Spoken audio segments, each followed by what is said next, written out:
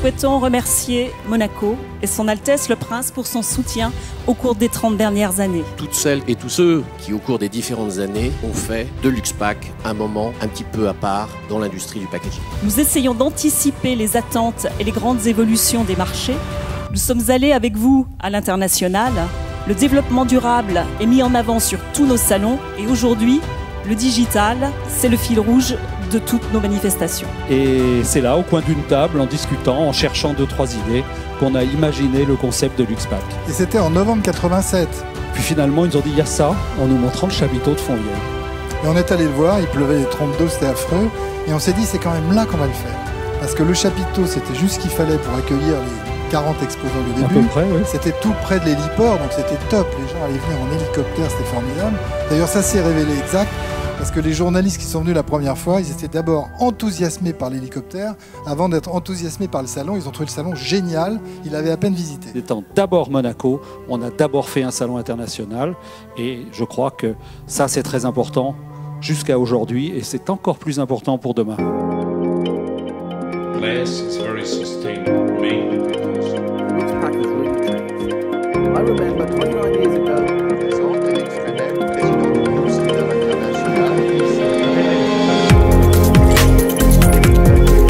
Moi, je pense que c'est assez prometteur. Et le Luxpack est un vecteur de création, de connexion, de nouvelles innovations pour le futur. Quand je vais à Luxpack, en général, je retrouve énormément de clients du monde entier. Et c'est un immense bonheur de les écouter, de voir ce qu'ont donné nos équipes pendant une année, de faire le point et de rétablir un peu les objectifs pour les années qui vont suivre.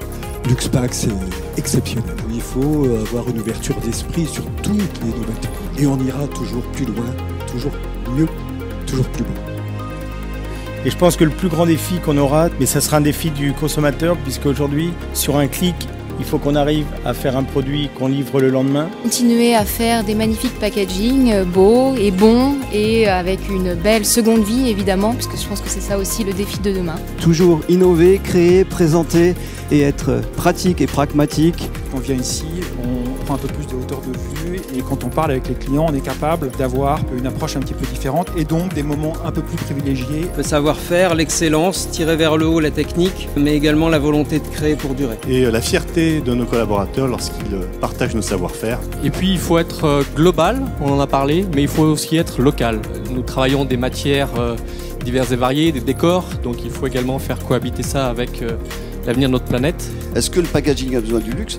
Évidemment, parce que le luxe, par ses exigences, c'est toujours le moyen d'aller plus loin, d'aller plus fin, d'aller plus élégant et quelque part de produire une très très belle valeur émotionnelle ajoutée, on va dire.